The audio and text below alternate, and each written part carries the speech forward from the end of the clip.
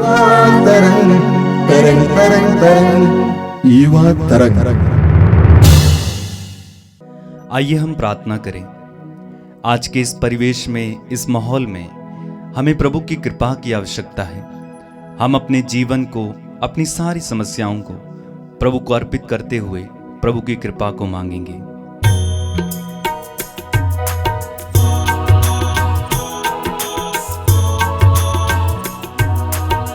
पवित्र आत्मा प्रभु आजा, अपने भक्तों पर छा जा। पवित्र आत्मा प्रभु आजा, अपने भक्तों पर छा जा। पवित्र आत्मा प्रभु आजा, अपने भक्तों पर छा जा। पवित्र आत्मा प्रभु आजा, अपने भक्तों पर छा जा। हमको पावन बना दे, दिल में ज्योति जगा दे। हमको पावन बना दे, दिल में ज्योति जगा दे। पवित्र आत्मा प्रभु आजा, अपने भक्तों पर छा जा।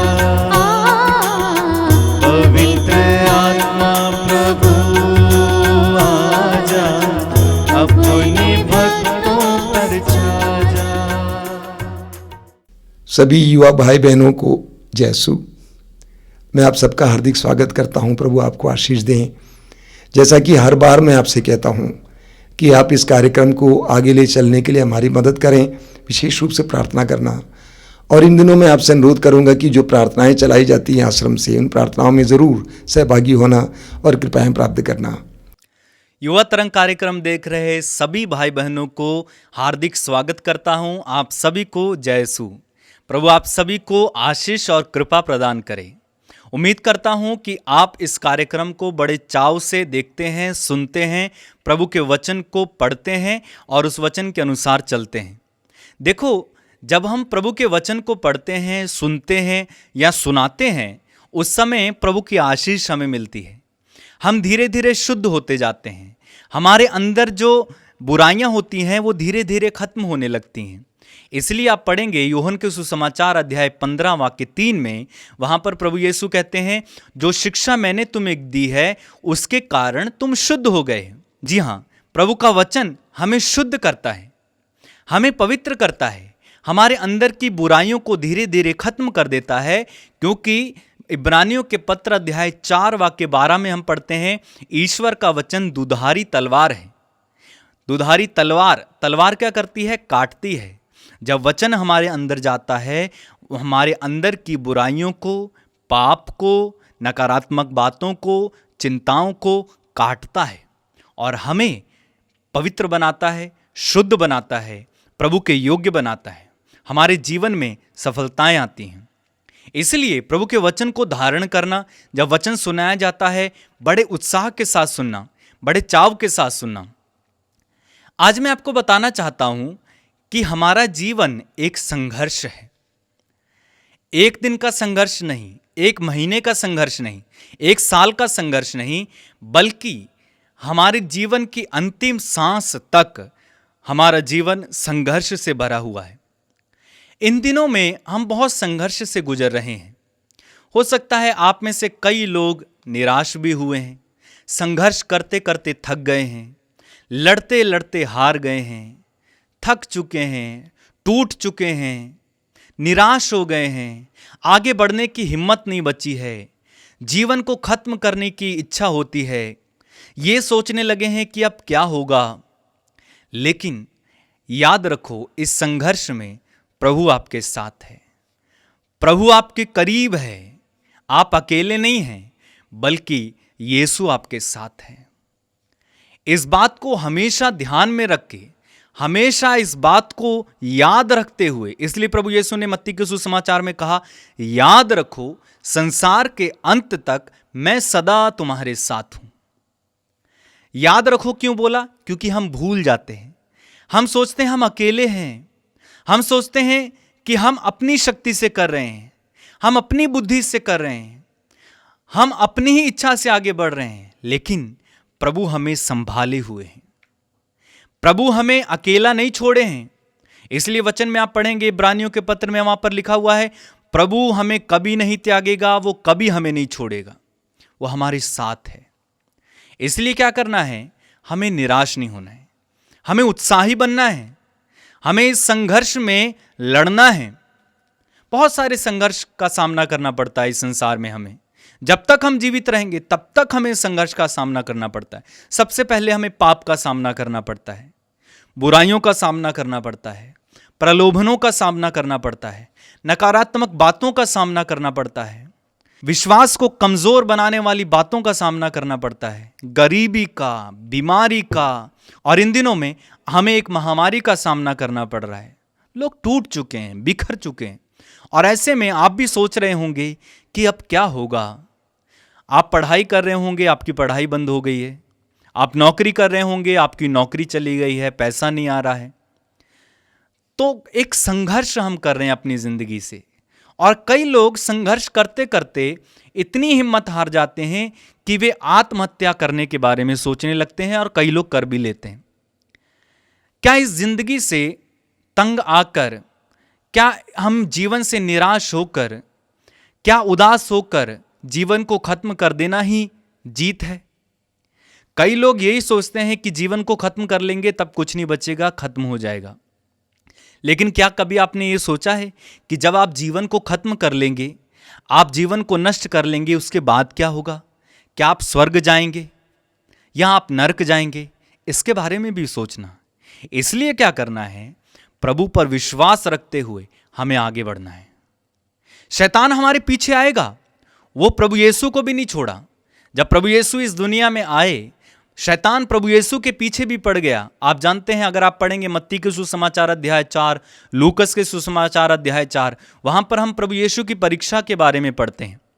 केवल वही परीक्षा नहीं हुई, प्रभु यीशु के जीवन के अंत तक शैतान उनकी परीक्षा ले रहा था। जब क्रूस पर यीशु टंगे हुए थे, तब नीचे से लोग उनकी मजाक बना रहे थे कि यदि तू ईश्वर का पुत्र है तो उतर आ, यदि तू ईश्वर है तो मुझे भी बचा। डाकू कहता है, यदि तू ईश्वर का बेटा है तो मुझे भी बचा, अपने को भी बचा। तरह तरह के अपमान किए जा रहे थे, तरह तरह के शब्द, अपमानित करने वाले शब्द यीशु को बोले जा रहे थे। लोग उनका मजाक उड़ा रहे थे, उनका उपहास कर रहे थे, उन पर हंस रहे थे। ये सब क्या थी? प्रभु की परीक्षा थी, प्रभु को उकसा रहे थे। ठीक इसी प्रकार शैतान हमारे जीवन में काम करता है, हमें उकसाता है, हमें बदनाम करने की कोशिश करता है, हमारा नाम खराब करने की कोशिश करता है, हमें प्रलोभन में डालने की कोशिश करता है, हमसे पाप करवाता है। और इन सब बातों से क्या होता है? हम अपने को गिल्टी समझने लगते हैं, हमारे अंदर आत्मग्लानि आ जाती है, और हम ये सोचने लगते हैं कि अब इस जीवन को खत्म करना ही अच्छा है, और कई लोग कर लेते हैं। लेकिन प्रभु हमारे साथ है, प्रभु हमें अकेला नहीं छोड़ रहे हैं, वो हमारे साथ हैं। इस बात पर विश्वास करते हुए हमें आगे बढ़ना है। आप पढ़ेंगे पेतरुस के पहले पत्र अध्याय 5 वाक्य 8 में, वहां पर लिखा हुआ है, आप संयम रखें और जागते रहें। क्या करना है? संयम रखना है। जब आप असंयम हो जाते हैं, आपने देखा होगा गाड़ी चल रही है, संयम से चलती है, लेकिन जब वो असंतुलित हो जाती है, ड्राइवर उसका जो संयम बना रहता है वो संयम खो देता है, तो क्या होता है? गाड़ी इधर उधर जाती है और एक्सीडेंट हो जाता है। ठीक इसी प्रकार जब हम अपने जीवन में संयम नहीं रखते हैं, उथल पुथल मचा देते हैं, इधर उधर की बातों से हम डामाडोल होने लगते हैं, संयम नहीं रहता है, तो शैतान को एक मौका मिलता है हमारी जिंदगी में काम करने के लिए, और वो कर देता है। इसलिए वचन कह रहा है, आप संयम रखें और जागते रहें। संयम रखें और जागते रहें। आपका शत्रु शैतान दहाड़ते हुए सिंह की तरह विचरता है और ढूंढता रहता है कि किसे फाड़ खाए। आप जानते हैं, एक सैनिक युद्ध की भूमि में जब होता है, अगर वो सैनिक सो जाए तो क्या होगा? उसका दुश्मन आएगा, उसे मारेगा और उनकी ज़मीन पर कब्जा कर लेगा। लेकिन जब वो सैनिक चौकस रहता है, उसे पता है कि दुश्मन किधर से आएगा, कि कहीं से भी मेरे ऊपर वार हो सकता है, चौकस रहता है, अलर्ट रहता है, तो क्या होता है? वो अपने दुश्मन को दूर से ही देख लेता है और उस पर निशाना लगाकर उसको मार देता है और उसकी जीत होती है। ठीक इसी प्रकार वचन कहता है कि आपका शत्रु शैतान, देखो, इंसान हमारे शत्रु नहीं है, जानवर हमारे शत्रु नहीं है, कोई पशु या पक्षी हमारा शत्रु नहीं है, इस दुनिया में कोई भी हमारा शत्रु नहीं है। शत्रु हमारा कौन है? शैतान। शैतान हमारा शत्रु है। वो क्या करता है? दहाड़ते हुए सिंह की तरह विचरता है और ढूंढता रहता है कि किसे फाड़ खाए।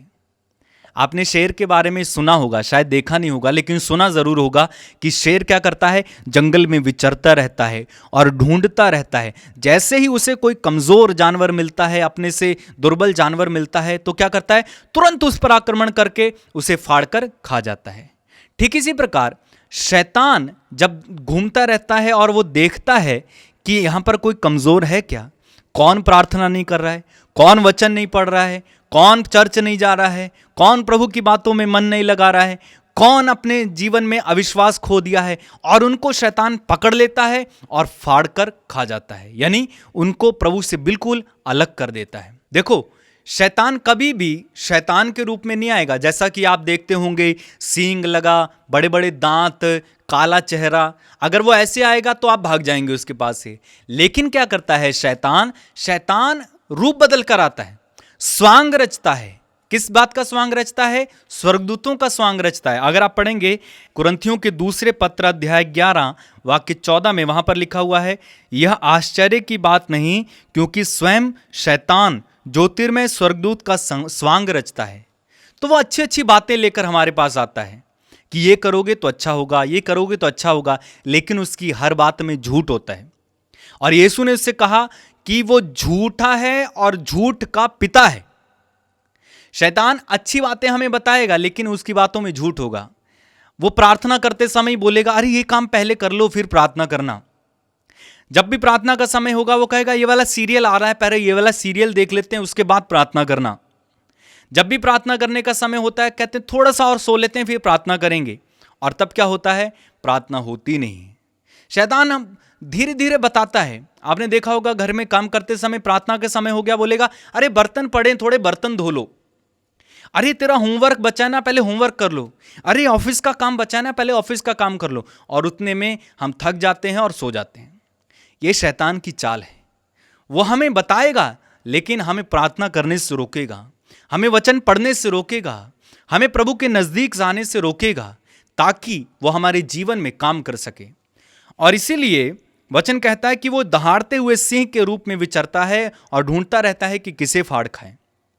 इसलिए हमें क्या करना है? हमें प्रभु के करीब रहना है। इस संघर्ष में हम अकेले नहीं लड़ सकते। अगर आप प्रभु के करीब नहीं हैं, अगर आप प्रभु में विश्वास नहीं करते हैं, अगर आप प्रार्थना नहीं करते हैं, अगर आप वचन नहीं पढ़ते हैं, तो आप लड़ नहीं पाओगे। क्योंकि शैतान हमसे ज्यादा ताकतवर है, लेकिन प्रभु से ज्यादा ताकतवर नहीं है। अगर प्रभु हमारे साथ है तो आप लड़ पाओगे, क्योंकि प्रभु हमें शक्ति देगा शैतान से लड़ने के लिए। इसलिए आप पढ़ेंगे अफेसियों का पत्र उसके अध्याय 6 वाक्य 10 में, वहां पर लिखा हुआ है, अंत में यह आप लोग प्रभु से और उसके अपार सामर्थ्य से बल ग्रहण करें। किससे बल ग्रहण करना है? प्रभु से और उसके अपार सामर्थ्य से। यानी प्रभु के पास अपार सामर्थ्य है, शक्ति है। उस शक्ति से हमें बल ग्रहण करना है और शैतान का सामना करना है। और किन किन बातों का सामना करना है? आगे वाक्य 11 में लिखा हुआ है, आप ईश्वर के अस्त्र शस्त्र धारण करें, जिससे आप शैतान की धूर्तता का सामना करने में समर्थ हों। अस्त्र और शस्त्र धारण करने हैं। किसके धारण करने हैं? ईश्वर के अस्त्र शस्त्र धारण करने। देखो, जब आप निराश होते हो तो शैतान को एक मौका मिलता है। जब आप झूठ बोलते हो तो शैतान को एक अवसर मिलता है। जब आप फोन में अश्लील वीडियो देखते हो तो शैतान को अवसर दे रहे हो। इसलिए प्रभु के वचन में लिखा हुआ है, शैतान को अवसर नहीं देना चाहिए। लेकिन जब भी हम शैतान को अवसर देते हैं, उस अवसर को गवाता नहीं है। वो उस अवसर को तुरंत पकड़ लेता है और आपको फाड़ देगा, आपको गिरा देगा। इसलिए लिखा हुआ है आप ईश्वर के अस्त्र शस्त्र धारण करें। अस्त्र क्या होता है? हथियार। एक सैनिक के पास हथियार रहते हैं और उसको चलाने की कला को बोलते हैं शस्त्र, है ना। अगर हथियार है, चलाने की कला नहीं है तो क्या होगा? मान लो आपके पास बंदूक है, लेकिन अगर आपको चलानी नहीं आती है तो क्या होगा?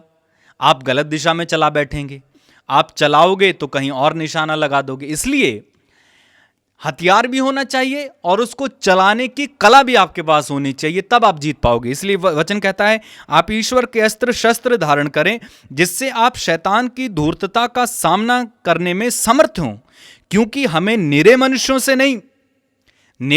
से नहीं बल्कि इस अंधकार में संसार के अधिपतियों, अधिकारियों तथा शासकों और आकाश के दुष्ट आत्माओं से संघर्ष करना पड़ता है। किन किन लोगों से? अंधकार में संसार के अधिपतियों, अधिकारियों, शासकों और दुष्ट आत्माओं से संघर्ष करना पड़ता है। देखो, जब तक आप इस दुनिया में हो आपको संघर्ष करना होगा। शैतान आपका पीछा नहीं छोड़ेगा। आप ये मत समझ लेना कि मैं बहुत प्रार्थना करता हूं इसलिए शैतान मेरे पीछे नहीं आएगा, वो आएगा। आप ये मत समझना कि मैं तो वचन पढ़ता हूं, मैं तो प्रार्थना करता हूं, मैं तो अच्छा लड़का हूं, अच्छी लड़की हूं, शैतान मेरे पास नहीं आएगा, वो आएगा। लेकिन जब वो देखेगा कि आप वचन पढ़ रहे हो, आप प्रार्थना कर रहे हो, आप प्रभु के नजदीक हो, तो वो बाहर भाग जाएगा। वो आपको छू नहीं पाएगा, वो आपके जीवन में काम नहीं कर पाएगा। लेकिन जैसे ही उसने देखा कि आप प्रार्थना नहीं करते हो, आप वचन नहीं पढ़ते हो, आप प्रभु के करीब नहीं हो, प्रभु की बातों में कोई मन नहीं है, तो क्या करेगा? आपको अंदर प्रवेश करेगा और आपकी दुर्गति कर देगा, आपको हरा देगा, आपको असफल बनाएगा। ऐसी दुर्गति करेगा कि अंत में लोग निराश होकर आत्महत्या करने लग जाते हैं और सोचते हैं कि अरे वो तो इतना अच्छा लड़का था, वो तो इतनी अच्छी लड़की थी, वो तो इतना अच्छा आदमी था, उसके पास सब कुछ था, उसको किस चीज की कमी थी? पैसा था, गाड़ी था, बंगला था, लेकिन उसने आत्महत्या क्यों की? क्योंकि उसके पास ईश्वर के अस्त्र शस्त्र नहीं थे। बाकी सब कुछ था लेकिन ईश्वर का सामर्थ्य नहीं था, बल नहीं था, शैतान से लड़ने की ताकत नहीं थी। आप जानते हैं यीशु ने शैतान को कैसे हराया? जब यीशु के पास शैतान आया तो यीशु को बार बार परीक्षा में डालने लगा, प्रलोभन देने लगा, तो यीशु ने वचन बोल बोल के शैतान को हराया और अंत में उसने कहा हट जा शैतान, हट जा शैतान, और शैतान उसको छोड़कर चला गया।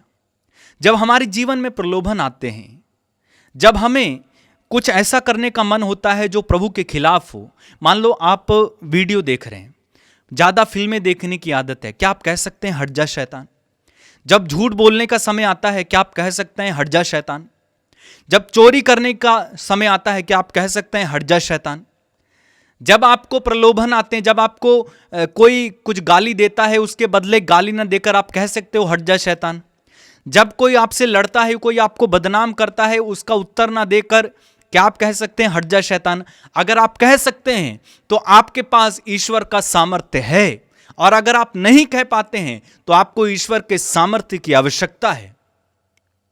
और इसलिए वचन 13 में लिखा हुआ है, इसलिए आप ईश्वर के अस्त्र शस्त्र धारण करें जिससे आप दुर्दिन में शत्रु का सामना करने में समर्थ हों और अंत तक अपना कर्तव्य पूरा कर विजय प्राप्त करें। देखो, जिस स्थिति से आज हम गुजर रहे हैं, जिस माहौल से आज हम गुजर रहे हैं, जिस परिवेश से आज हम गुजर रहे हैं, हमें ईश्वर के अस्त्र शस्त्र चाहिए, हमें बल चाहिए इस महामारी से लड़ने के लिए, इस परिस्थिति से लड़ने के लिए। आप जानते हैं कितने लोग बेरोजगार हो गए हैं। हो सकता है आप में से भी कई लोग बेरोजगार हो गए होंगे, कई लोग टूट गए होंगे, कई लोग पढ़ाई बंद करके घर में बैठे हुए हैं, घर में बोर हो रहे हैं, मन नहीं लगता होगा, कुछ करने का मन नहीं करता होगा, खाना खाने का मन नहीं करता होगा, ऐसा लगता होगा कि जीवन को खत्म कर लें। क्यों? क्योंकि हमने ईश्वर के बल को ग्रहण नहीं किया, हमने ईश्वर के अस्त्र शस्त्र को धारण नहीं किया। इसलिए हमें क्या करना है? इस परिवेश से लड़ने के लिए, इस माहौल से लड़ने के लिए हमें ईश्वर का सामर्थ्य ग्रहण करना है, हमें बल ग्रहण करना है। कैसे मिलेगा वो बल? जब आप प्रभु के शरण में जाओगे, प्रभु से प्रार्थना करोगे। और क्या क्या ग्रहण करना है? देखो वाक्य 14 में, आप सत्य का कमरबंद कसकर धार्मिकता का कवच धारण करें। मैं जल्दी जल्दी समझाऊंगा। सत्य ग्रहण यानी सत्य को हमें कमरबंद, कमरबंद जानते हैं, कमरबंद होता है बेल्ट। कमरबंद, जब बेल्ट को हम लगाते हैं तो अपनी कमर को हम टाइट कर लेते हैं, यानी तैयार हैं हम। तो हमें सत्य बोलना है, सत्य बातों को सीखना है, सत्य की शिक्षा को स्वीकार करना है, झूठ का साथ नहीं देना है, पवित्रता को हमें धारण करना है ना। धार्मिकता का कवच, यानी कवच क्या करता है, हमारी रक्षा करता है। जब सैनिक को आप देखेंगे कवच उसने धारण किया रहता है, और उस कवच में कोई भी हथियार में अगर आप फेंकेंगे, कोई भी पत्थर मारेंगे, कोई भाला मारेंगे, वो उस कवच से टकराकर गिर जाता है।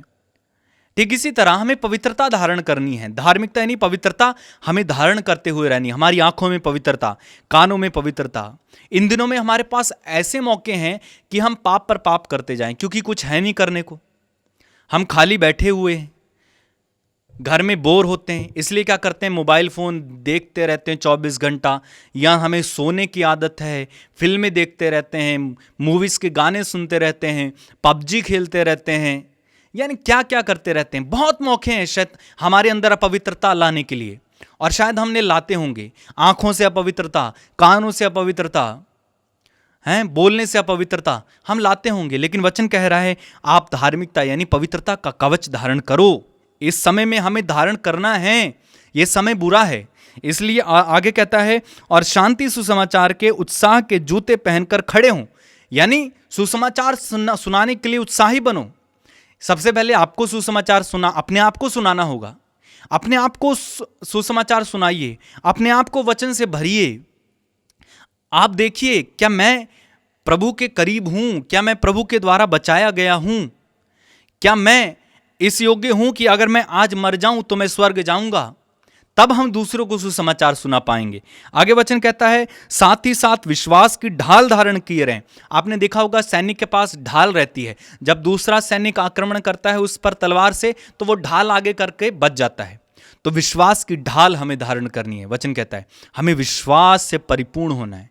विश्वास कमजोर नहीं करना। इन दिनों में परिस्थितियां ऐसी हैं कि हमारे विश्वास को कमजोर करें, लेकिन हमें कमजोर नहीं पड़ना है। हमें विश्वास की ढाल धारण किए रहना है। उससे क्या करेंगे, आप दुष्ट के सब अग्निमय बाण बुझा सकेंगे। शैतान आपको तोड़ने की कोशिश करेगा, मरोड़ने की कोशिश करेगा, नकारात्मक बातें डालेगा, ऐसी ऐसी बातें लाएगा कि आप विश्वास में कमज़ोर हों। लेकिन जब आप विश्वास में पक्के हैं तो आप क्या करेंगे, विश्वास की ढाल आगे करके बच जाएंगे। आगे वचन कहता है, इसके अतिरिक्त मुक्ति का टोप पहन लें और आत्मा की तलवार अर्थात ईश्वर का वचन ग्रहण करें। मुक्ति का टोप, मुक्ति क्या होती है, स्वतंत्रता। देखो, प्रभु ने हमें स्वतंत्र किया है, उसके बलिदान के द्वारा हम स्वतंत्र किए गए।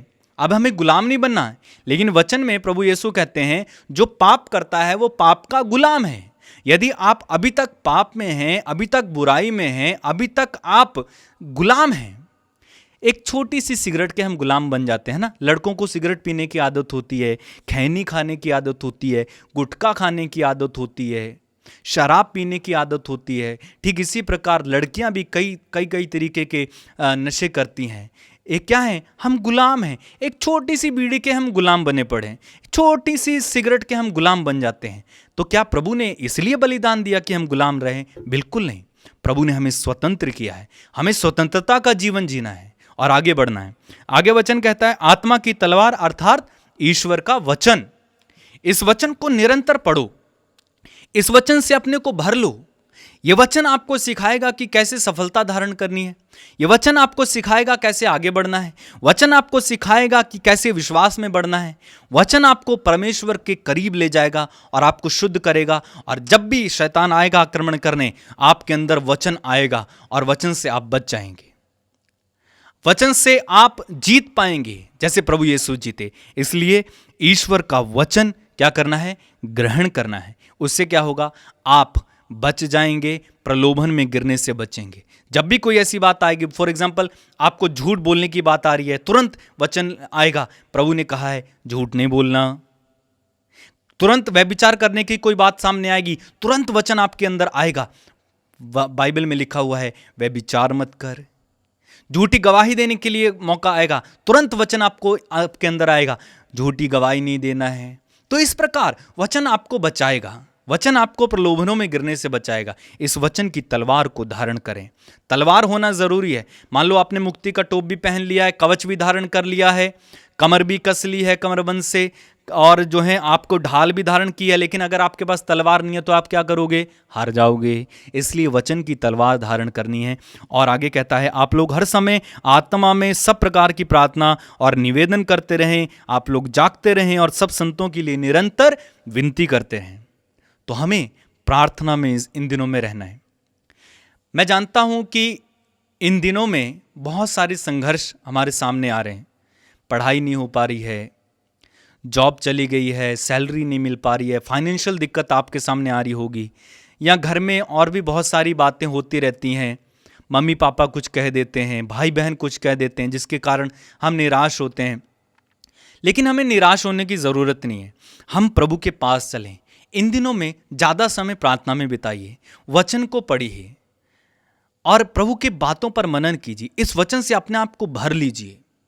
प्रार्थना में अगर आप हमारे साथ जुड़ सकते हैं, प्रार्थना में 3 बजे करुणा की माला विनती होती है, फिर रात को 9 से 10 तक कृपा धारा में हम प्रार्थना करते हैं, और अन्य सभी प्रोग्रामों में आप जुड़ सकते हैं। हमारे साथ जुड़कर प्रार्थना कीजिए। वही डाटा जो आप फिल्म देखने में यूज़ करते हैं, वही डाटा जो आप अन्य अननेसेसरी बातों को देखने में, पढ़ने में यूज़ करते हैं, वही डाटा को आप प्रभु की बातों में लगाएं तो आपको कितनी आशीष मिलेगी, आपको कितनी बरकत मिलेगी। क्या प्रभु आपके लिए मार्ग नहीं खोलेंगे? ज़रूर खोलेंगे। जब आप प्रभु में मन लगाएंगे तो इसलिए हमें क्या करना है? इस संघर्ष में हमें प्रभु का साथ लेकर आगे बढ़ना है। डरो मत, प्रभु हमारे साथ है। इन वचनों के द्वारा प्रभु आप सभी को आशीष और कृपा प्रदान करे। आइए हम प्रार्थना करें। प्रभु यीशु, हम तुझे धन्यवाद देते हैं सुंदर दिन के लिए, तेरे पवित्र वचनों के लिए हम तुझे धन्यवाद देते हैं। तूने अपने शिष्यों से कहा, मैंने तुम्हें सांपों, बिच्छुओं और बैरी की सारी शक्तियों को कुचलने का सामर्थ्य दिया है। तूने अपने शिष्यों को सामर्थ्य प्रदान किया। मैं इस समय अपने छोटे भाई बहनों के लिए प्रार्थना करता हूं, सामर्थ्य दीजिए, शक्ति दीजिए प्रभु। विभिन्न प्रकार के तूफानों का सामना करने के लिए शक्ति दीजिए। जिस तरह पेतरुस कहता है, शैतान दहाड़ते सिंह की तरह विचरता है, ढूंढते रहता है कि किसे फाड़ खाएं। शैतान के हर प्रलोभन से बचने के लिए उनको ताकत दीजिए। तुझ पर विश्वास करने के लिए कृपा दीजिए। पेतरुस ने कहा कि विश्वास में दृढ़ होकर उसका सामना करें। इनके विश्वास को और दृढ़ कीजिए प्रभु यीशु, ताकि तेरी तरह शैतान का सामना कर सकें। तूने शैतान से कहा, हट जाओ शैतान। उतने सामर्थ्य के साथ शैतान से कहने के लिए कृपा दीजिए। एक एक भाई बहन को कृपा दीजिए। मैं विश्वास करता हूं कि तू हमारी प्रार्थना को सुन रहा है। उनको और उनकी परिस्थितियों को आशीर्वाद देना, उनके घरों को आशीर्वाद देना। हे प्रभु यीशु, तेरे पवित्र नाम पर इस समय प्रेमी पिता को इस प्रार्थना को समर्पित करते हैं। ग्रहण कर। आमीन। सर्वशक्तिमान परमेश्वर पिता और पुत्र और पवित्र आत्मा आप लोगों को आशीर्वाद प्रदान करें। आमीन। धन्यवाद। जो गीत है उसको सुनना, गुनगुनाना, अपने हृदय में बैठाना। जय यीशु। दुनिया है बंधन में, हे प्रभु इसे आजादी की जरूरत है।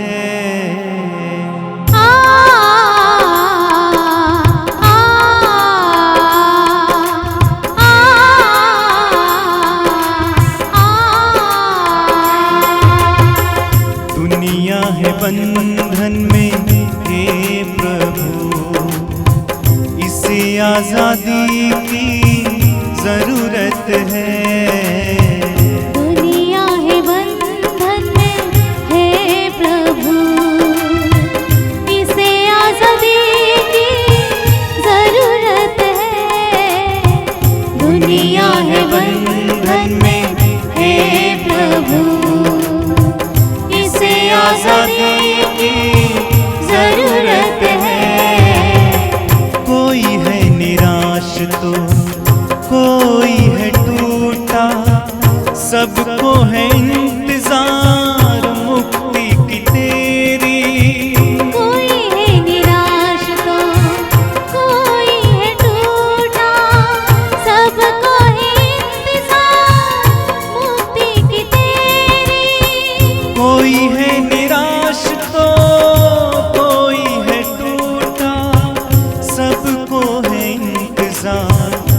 मुक्ति की तेरी। करुणा की धार महाप्रभु, आंसू मिटा दे जन जन के। दुनिया है बंधन में हे प्रभु, इसे आजादी की जरूरत है। दुनिया है बंधन में हे प्रभु, इसे आजादी की जरूरत है। कहीं बेईमानी, कहीं है अत्याचार, कहीं है अज्ञान और कहीं है अंधेरा। कहीं बेईमानी, कहीं है अत्याचार, कहीं है अज्ञान, कहीं है अंधेरा। कहीं बेईमानी, कहीं है अत्याचार, कहीं है अज्ञान और कहीं है अंधेरा। सत्य की ज्योति दिखा प्रभु, भर दे उजाला मन मन में। दुनिया है बंधन में हे प्रभु, इसे आजादी की जरूरत है। दुनिया है बंधन में हे प्रभु, इसे आजादी की जरूरत है। मुझको बना ले अपना साधन, बनूं तेरे प्रेम और शांति का वाहन। मुझको बना ले अपना साधन, बनूं तेरे प्रेम और शांति का वाहन।